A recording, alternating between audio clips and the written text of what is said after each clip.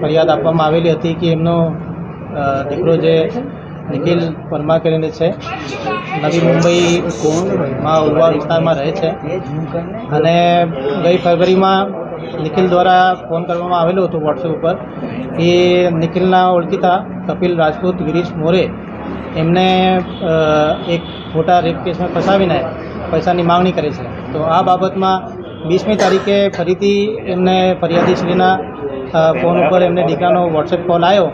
આમાં એવું જણાવ્યું કે એ કપિલ રાજપૂત અને ગિરીશ મોરે અને મધુમિતા એ ત્રણેય મળીને મારા પાસેથી 12 કરોડની માંગણી કરે છે. જ્યાં નવી મુંબઈ મોકલ્યું ત્યાં લોકલ પોલીસના સાથે રાખી અમે જ્યારે એમના ફ્લેટ ઉપર ગયા ત્યારે કપિલ અને મધુમિતા ત્યાં હાજર મળેલા અને એમને ઝડપી પાડ્યા. પછી જ્યારે ઘરમાં સર્ચ કર્યું તો જે વિક્ટિમ છે નિખિલ કરીને એમને બાલ્કનીમાં જે વોશિંગ મશીન હોય એના પાછળ સંતાડીને બેસાડીને રાખેલું હતું.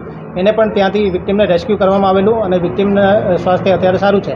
પછી જ્યારે બધું સર્ચ ઝડપી કરતાં આ મધુમિતા જે કાર લઈને જતી હતી, જે આવતી હતી, આ કારમાંથી અમને 1 કરોડ 1 લાખ જેટલી રકમ રોકડ અમે પણ કબજે કરી છે.